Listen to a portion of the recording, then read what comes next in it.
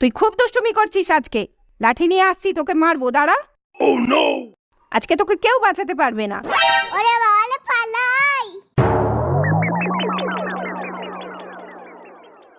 কি ব্যাপার, বৌদি ওকে মারছে কেন?